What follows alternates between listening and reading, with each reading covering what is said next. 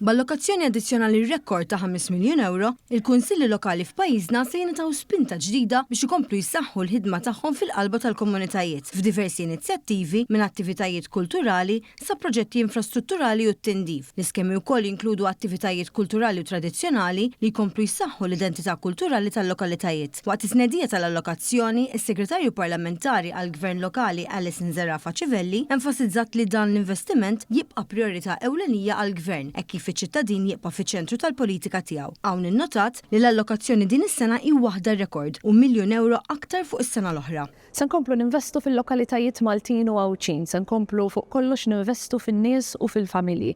U permezz ta' skemi maħruġa mid-Diviżjoni tal-Gvern Lokali għal din is-sena, s-sena 2026, dan il-fond addizzjonali lill-Kunsilli Lokali se jitla għal madwar 5 miljun euro sabiex aktar proġetti ikomplu jagħmlu l-lokalitajiet tagħna isbaħ u aħjar.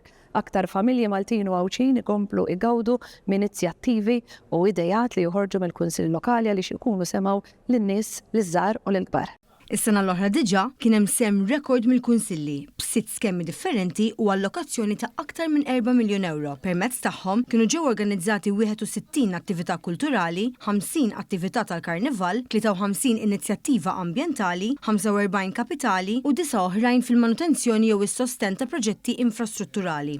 Min-naħa tiegħu id-Direttur Ġenerali Emil Vassallo spjega li l-iskemi l-ġodda huma mfasslin biex jibnu fuq ix-xogħol li sar fl-aħħar snin. Din allokazzjoni miżjuda il-Gvern qed jibgħat messaġġ ċar ta' fiduċja fil-kunsilli bħala mutur ta' żvilupp komunitarju, waqt li jkompli jinvesti direttament fi kwalità aħjar tal-ħajja madwar il-pajjiż.